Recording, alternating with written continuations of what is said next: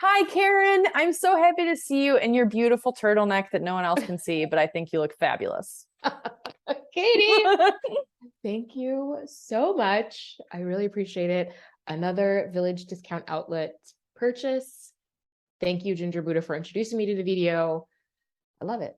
I mean, I'm actually wearing the sweater from a vintage store and I love it. I'm obsessed with it. It's kind of like a blanket that doubles as a sweater and it's so comfortable. Consignment shopping. Oh, we could do an entire episode on consignment shopping. Multiple. That is the perfect green on you. Listeners, it's like a forest green. It's giving me fall. It's giving me, however you say that word about coziness. Yes. Oh, yes. I don't know. Hygge, huggy. I don't know. I don't know. It's for people who don't understand what we're talking about. It's like HYYGE or something, right? Or HYGGE? Yes. HYGGE. I think you're right. Yes, HYGGE. Yeah. Some Danish or Swedish person is like, I'm going to try a different pod today. Skip.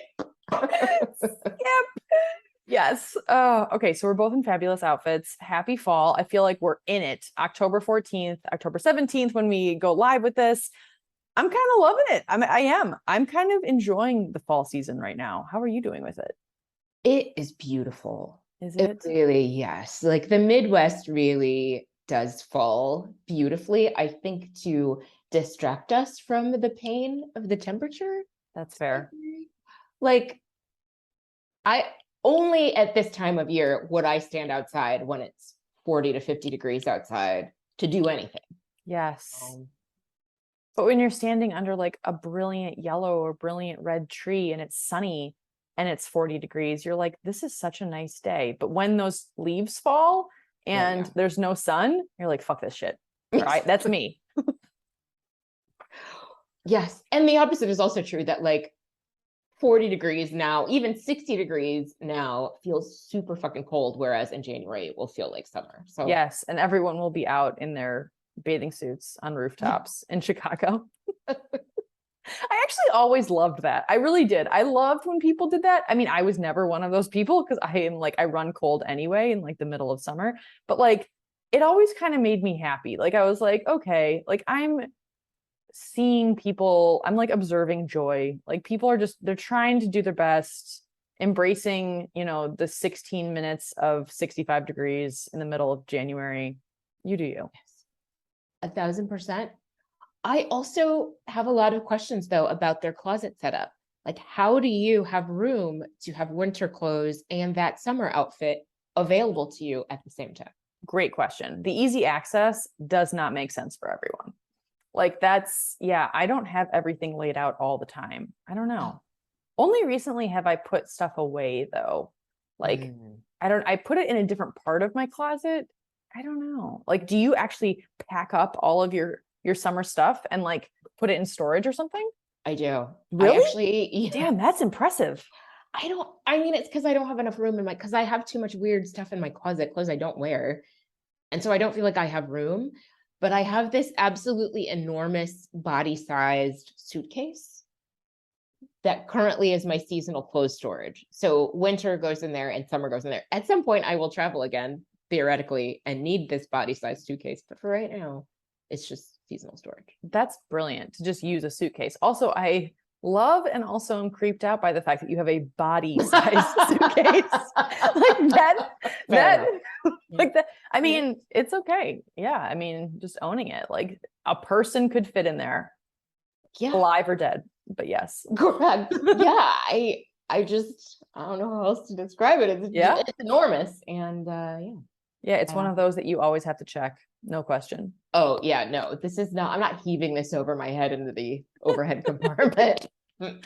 Not happening. No. Yeah, I'm loving the fall. I am. I think it's beautiful. It's been really warm in Bend. Right now I'm not in Bend. I am down in Mill Valley and it's actually freezing here. So like I'm kind of wishing that I was in Bend a little bit, but that's okay. But yeah, it's been nice. I think it's just like I'm interested in our conversation today because it's very on the nose of what I'm experiencing at the moment. And so, yeah, I mean, the idea of home, it feels loaded. It really does. And unfortunately, one of the things that comes into my head is this definition I read once of depression, which is that depression is wishing you could go home when you're already home. Oh, wow. Which is very heavy. I apologize, listeners, but also is really, to me, also defines home. Like as this, not just a physical place, but a spiritual place. Yes. It's like when you're home, that like implies that when you're home, you don't feel depressed, that you feel like connected, that you belong to a place that, yeah, That that's you so feel interesting. right, safe, and Yes. all of the things. Yeah. Yeah, it's really interesting. I mean, I definitely think that also like what you had mentioned before we hit record was like that the pandemic has changed many of our versions of home. Like, yes, I've changed homes, but also a lot of people that I know have. A lot of people I know, like a lot of people have left the home that they had for 20 years and they now live in Europe. Like a lot of people that I know, like not a lot of people, but like two people I know are now living in Europe. There are some people on the East Coast that used to be on the West Coast. Um, yeah, there's just, but it's like, okay, so we're waking up after 2.5 years in the pandemic. Like, what does home mean to us? Like, it's very interesting. Like, sometimes I think like people are home to me. Like, I think like, I think about Tyler and it's like, he is home to me and he is like the biggest constant of my life. And it's like, because I've been with him for so long and it's like, that's interesting. And yet, and like as romantic as that sounds, I think the other thing that's true for me is that I do actually very much, my personality ties itself to a place. Like it's important to me to have a place, like a physical location that I call home. But that has definitely changed over time. How is it to you? Like, have you always had a like direct, like, like comforting feeling to home? I have, and I do think that's really beautiful about Tyler, by the way. I love that so much. And I think it is really one of Thanks. the right, like it's one of the most I feel like the clearest example of what like the best parts of relationships or the best parts of romantic love are that sense of somebody being home. So I love that. I love that too. Yeah. I'm like, oh, tear. Also, Lumineer song. Like, I'm Yes, pretty sure. Yes. exactly. Wait, home is wherever I am with Yeah. Home is wherever I'm with you. Yeah. I'm really murdering it, but yes. yeah. Same. Oh no, I killed it too. Thank you, Lumineers. I could not remember who sang that. They have Great another song. song I like. What's their other song? Oh my God. I mean, I wish I had their catalog in my head, but I definitely don't. They have one other song I really like. Anyway, it'll come to me. Somebody's yelling at their podcast player right now. Yes, I always have felt of the city of Chicago in general as home. Always has very much felt like home to me. And I think I've lived in different parts of the city across my life, but I feel very fortunate to feel like Chicago is home. And I think only very recently have I started to think like, well, do I have to spend my whole life here?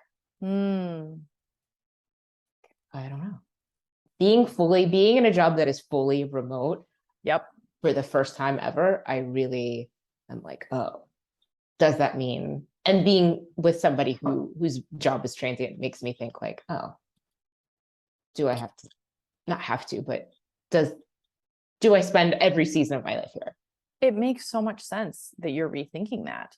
Like, I think so many people are. And it's like even showing in like the migratory patterns of people all over the US, like what towns are becoming hot spots that never were hot spots, and like what place it's like all this remote work is like fascinating to me on how like it's affecting the job market, but also like the housing market. And that's so interesting that you're like now thinking differently about it. And it also makes me wonder if I think I always used to think that home only could be one place, like one place at a time. And I wonder if that's still true. Like, I don't know. Like I used to think, I mean, I grew up in Michigan, like when I go back to Michigan, there definitely are times where it slips out. If I'm telling a friend that I'm going back for the holidays or something, I'll be like, oh yeah, I'm going home. And like, I will say that and like just unconsciously. And then some people who don't know me very well might be like, oh, does that mean you're going to San Francisco? Or does that mean you're going to, what? Where? And I was like, oh, right. Like I have a lot of places that I've called home over the years. And I like, it's hard to even say because it's like my parents are still where I grew up. And so like, yes, there is an aspect of home there. And that was a home for me.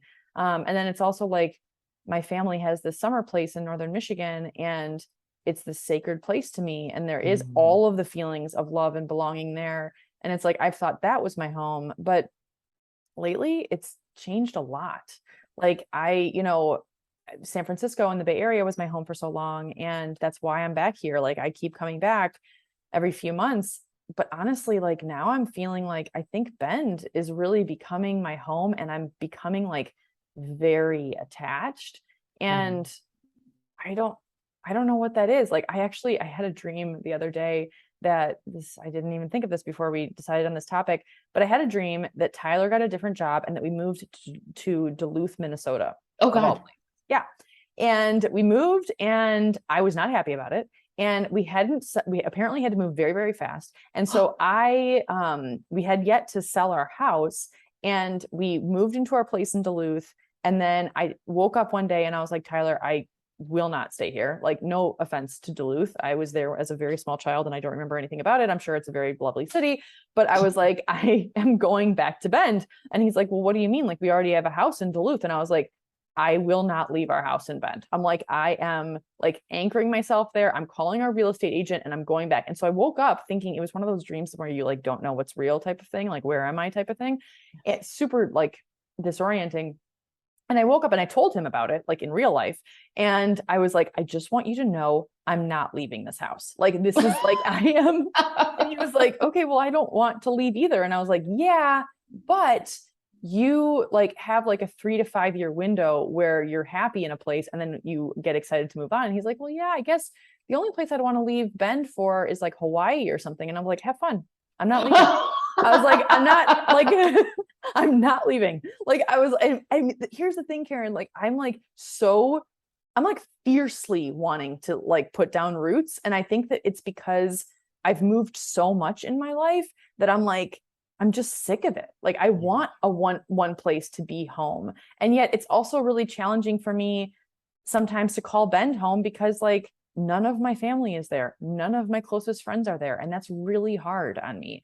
And yet I'm like circumventing that to just be like, fuck it. No, like I'm doing it. Like I'm doubling down. This is where I want to be. And the reason why is because yes, it's Bend, but also I'm sick of change.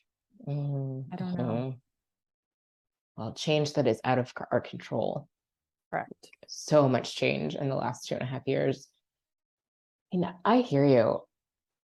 And I also am tired of moving. And before anybody freaks out, I'm not seriously thinking of leaving Chicago. I'm not going to move out of Chicago, but I am thinking a lot about this idea of having more than one place be home, like you and I talked about before we started recording. Like, I am obsessed, as some of you know, with tiny homes and van life, and I watch a million videos about people who are living that life. I have a gay couple I watch who are living in a geodesic dome right now in Canada. Oh my God, I love them.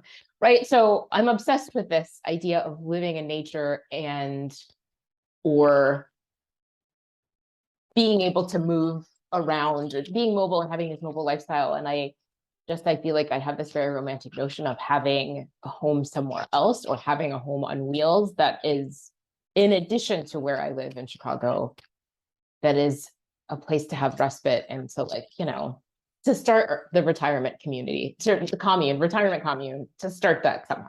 Yes. I love that for you. I'm so happy to hear about that. Like with your love of nature and your love of just like, I mean, there is a difference. I feel like there's such an energy shift when you do leave the place that you might call home for something else that you still feel very comfortable with. Yes. Well, and that travel can actually make you appreciate home more. And I haven't been traveling. I have not been on an airplane since January 2nd of 2020. Wow, Karen. Oh my gosh. That's right. Were you in Sonoma? No. Yes. Yes. Yes, because I remember I missed you. I was so bummed. Like I was back, where the heck was I? I mean, probably in Michigan or the Midwest somewhere, but like I just remember you being like, "Oh, I'm going to be coming through San Francisco." And I was like, "No," but also yes, good for you. But like also no. Right. Yes. Oh, it's been almost 3 years. I know, it's so wild to me. So yeah, I think that is weird. And I am looking forward to experiencing, like you said, like being able to go other places and coming back home, and also having my relationship with my home changed by the pandemic, in the sense that like being locked down involuntarily, like not being able to leave home, has changed my relationship with home, because it used to be this haven and this like place I came to at the end of the day. And it's like, oh no, I'm just here all fucking day. Yeah. Like, what does escape look like from home rather than escaping to home? Yes. Yes. I love that. And also like the changing relationship, like you say, to your home. Like it almost seems, at least for me, that I like get annoyed with inanimate objects in my home sometimes. I'm like, I don't want to see you all the time. Like, like you're always here. It's like, yeah, I don't know. It changes things. It really does when you don't have a choice. And like, and then I also think it's like, it is a refuge and a respite to like be home for me. And yet like, sometimes I'm just like, I gotta get out. Like I have to get out. Like that's, yeah. I also think that there's a conversation to be had around this mindful idea. Like I have like a few postcards in my office that like talk about like the fact that you can come home to yourself no matter where you are, and like that idea that you can like there's a place of like stillness and wellness and wholeness within yourself no matter what. And it's like I love that, and also don't always remember, very rarely, never remember that. Yeah, no. I love the idea that like I can be on a desert island and feel like I'm so at home because I'm just with me, myself, and I. It's just a different level of consciousness that I've yet to achieve, but you know. I love that you're raising that as a point. I love that. I do love that our bodies are a home we inhabit. But yeah, I'm not there either. I'm not there either. It's something to aspire to, or just maybe meditate on. Yeah. Yeah. I don't know. I also think that I'm like, maybe I'm tying too much value to a physical place sometimes. Cause like, it's like, if I lose that physical place, do I lose part of myself? Yeah. I know. Whew, these are weighty ideas for a mini pod, y'all. Exactly. Yes. This is getting a little dark. Before I forget, this is tangentially related to home. So I had lunch today with Vanessa. Hi, Vanessa. I want to meet you. I know. Today was the first day we met in person. So we have weekly. Yes, I know. So oh my God. Vanessa and I started work on the same day 3 months ago. And so we're onboarding buddies. And then it turns out our birthdays are right next to each other. And we meet once a week and just like hang out together. And so she was in Chicago. So we got to have lunch today, and it was so much fun. Oh my God, it was so fun. And we were talking about the idea of slowing down for winter. And she recommended this book called Wintering. Yes, I've heard of it. I remember seeing it on the shelves last winter. Ooh. And I would love to read it. Like I have yet to read it. She's read it? It was recommended to her. She hasn't read it, but she apparently listened to a podcast about it. But that sounds like me. Yes. Right, exactly. This idea of not just slowing down, but I also am finding myself nesting more, like spending more time inside now because it's getting colder, and being more interested in my physical space at home than I was during the summer. It was just like, you were a place to sleep and work, and I gotta get out of here. So Yes, going back to the idea of whatever that Danish word is. Yeah, the one that starts with an H that neither of us are.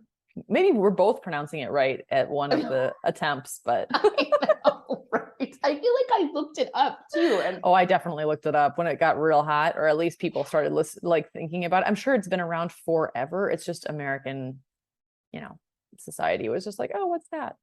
right, exactly. Mm-hmm.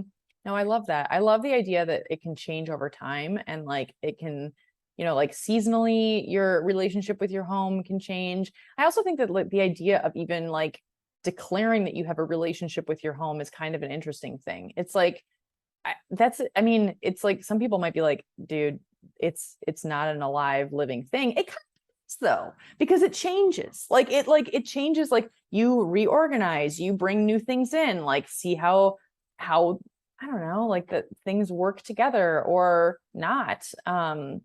I recently have been getting into propagating some of my plants. Ooh. And so I'm getting closer to my goal of having 100 house plants. And I'm probably at like 65 or 70 at this point. And I feel like I'm kind of getting sick of them. Which is such a bummer. Like, I don't want them to hear me. Like, I'm glad I'm not home and they're hearing me. Yeah, but like, it's changing the dynamic. It's like, oh, like a lot of my life now, or a larger portion, is paying attention to not killing my plants. And it's like, I don't know. Sometimes I like the reprieve of leaving my house and being like, I don't have to take care of mine or anyone else's plants. But I don't know. That was a tangent about my plants. But like, I do think that like I know we talked about this before we hit record, but like I am having these feelings about the Bay Area more than I have, you know, before I came back for the first time. I mean, it's now the fourth time that I've been here, and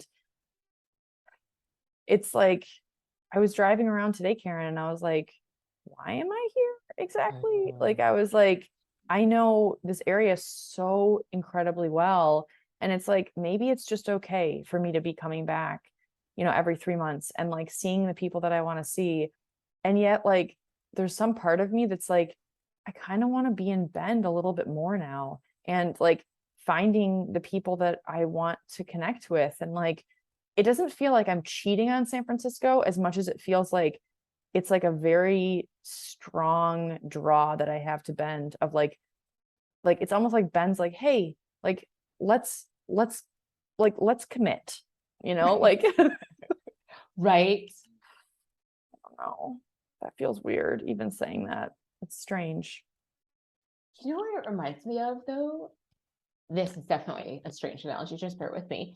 I don't know if you had this experience of, I don't know how close you went to college to your home. Very 45 but, minutes away. oh my God. Wow. Oh Yeah. my God. So I went 2 hours Oh, away. nice. Yes. That's so, a good distance. right. And I feel like when I first went away, I went home not every weekend, but very frequently. And as time went on, it felt less important and less, I felt like I needed to go home less. I got more used to being on campus, more used to having a roommate, more used to college life, that I didn't need to go home as often. And I feel like that's a little bit, it feels a little bit to me similar to what you're describing of going back to San Francisco.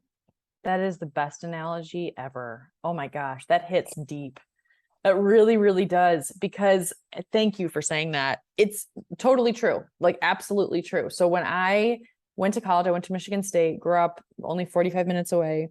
And my freshman year, I trained for a marathon with my dad. And so I was running the marathon in October of my freshman year. Was it my freshman year? Yeah, it was. And so I would come home every single weekend, like to train with him. And it was a really cool experience. And like, I loved running the race. And it was just like, it was really great because we got closer and all of that. But it also didn't allow me really to sink into what freshman year as a Michigan State student was like. It didn't like. And so I remember the following year, I did the same marathon again. And I think, and I'm not sure if this is right, but I'm pretty sure that I didn't come home as much because I was like, okay, I can do some of these training runs up at Michigan State. My dad came up to visit more. But it's like, it's interesting when you're so used to being in one place and like, it's like Brighton, where I grew up, is just like, it's kind of similar actually to San Francisco. I mean, I almost have lived here as long as I lived there. And it's like, I know every block, I know every restaurant, I know everything. Like, it's just like, I drive around with my eyes closed, and it's like, there's such a comfort in that. But then there's also like, if I keep going back, like, I don't grow as much, like I want to grow. And so like by my junior year, I didn't do that marathon anymore, but like it was just different. Like, it was kind of like, I didn't go, I think I went back for a few weekends here and there, but like mostly holidays and stuff like that. And I think that's just healthy.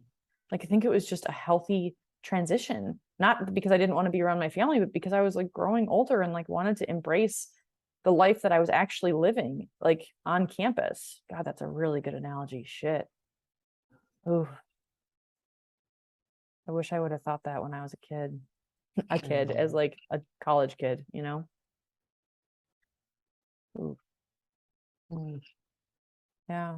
But home, it's interesting. I mean, I don't have any answers, but like, it's just interesting to like pose the question. And I wonder what other people listening to this are thinking about, like, in terms of like, what does home mean to them? And do they want to change their version of home? And can home mean 75 places, or does it have to mean one, or does it mean a person, or does it mean themselves? Or yeah, it's just interesting. Yes. And the importance of other people's homes. I feel like I spend a lot of time. I'm very fortunate to get to spend a lot of time in my friends' homes in my Yeah. neighborhood. And I feel like both Tori and Cindy's homes in particular, like, are so important to me. Like, coming up here and going to Tori's house was like one of the reasons I wanted to live in this neighborhood. I just love her apartment. It's so huge and cozy, and you've now been there. Yes, it's She has this gorgeous. beautiful yard, right? And I feel like those places to me are also feel as much like home in this neighborhood as my home does. Wow, I love that. That's so real. I mean, like, did you feel like that when you were a kid too? Like going down to Alabama to your grandparents' place? Like that was like a home? I guess. I mean, yes. Like, oh God, Alabama, the South. I mean, I do really, I have an inexplicable amount of fondness for that tiny racist town in Alabama. Yeah, Like, that you and I both have a history. Like, it's still so wild to me. Someday totally. we will do an episode about Sheffield. We always say it. But especially as I've gotten older, and I don't, like I said, it's inexplicable. I cannot explain to you my attachment to this town beyond the fact that my family lives there and I have so many relatives there. But there's also something about that place that's meaningful to me, that is more Yes. meaningful to me as an adult than it was when I was spending every summer there as a kid. Yes. It's like looking back on it. And like, it's also like your relationship with it, I imagine, has changed over time too, because like you know more about like the history and all of that, but also like your relationship with your grandparents changes, and it's just, and now you're going back in a different way, I'm sure. Yeah. Yes. And, have a car and Yes. come and go as I please. Right. And Yes. learn more, like you said, about the history. And, I think I mentioned Helen Keller's house is 5 minutes away from my grandparents' house. And That's so cool. right, like apparently they do a live performance of The Miracle Worker every year at her home. And they live not far from the Tennessee River, which is really beautiful. And Fame Studios is really close. If anybody's seen the documentary Muscle Shoals, that's the next town over. It's really a place full of a lot of history, and is stunningly beautiful in some places. And yeah, I didn't have access to any of that as a kid as part of it. Totally. Totally.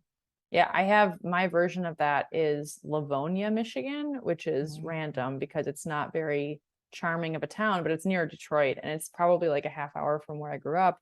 And I had an aunt and uncle, a great aunt and uncle, but they were more like, I just called them aunt and uncle. My aunt Norma and my uncle Rudy, they had a house there when they were alive. And we would go there for every single holiday and every single birthday. And it was like this super, before mid-century modern was cool, mid-century modern house where it's like the wallpaper is a mirror. Like yes, like literally. And like it was so like yeah, it was like straight. I mean, it was, I think they bought it in like the late 60s. So it was like, they just didn't update any of the furniture, maybe like my uncle's chair, but like, to get a lazy boy type of thing. But I remember going over there throughout my whole life. I mean, both of them passed away when I was in my mid 30s. And it's like, no matter what happened in my life, I always went there. And it was like, I mean, I could probably drive there without a GPS right now. And like, they've been gone for a long time. And it's like, I don't want to drive there because I need that home feeling. It's in my memory forever. And it's like, I know it would be different. The landscaping would be different. There would be different people living there. And I don't want to see it. Like, I just don't. And it's like, in a lot of ways, like that home feeling it's very comforting for me to think about their home, because it was always just like a really cool place that my aunt they had this laundry chute, and there was like a picture of me above the laundry chute randomly. And it was like, I would throw stuff into the laundry chute that would go into the basement that had like super creepy stairs on the way down. And then my brother would like catch it. It would like be nothing, like I don't even know, like a tape, like a, dispenser or something, like anything that would fit in a laundry chute. With those laundry chutes were teeny tiny, they were so small. And then like Eric would be down there and like catch it. And then he would run up and then I would run down. And it was just like, just like super innocent stuff. But like, there was such a home feel there because of that memory. Like, it was just like, it was always just love and acceptance. Like, that was just, so there's something there too. But anyway, wow. It's fascinating to talk to you about this, Karen. Thanks for having the chat. Absolutely. Thank you we landed on this topic, y'all. Some of you have asked like if we know beforehand what we're going to talk about. Not today. Nope. So we got there. Yeah. Some days we know, and some days, it happens. No matter what, it's always fun. So thank you so much for chatting. It's so nice to see you. I hope everybody has a wonderful week. We'll see you next week.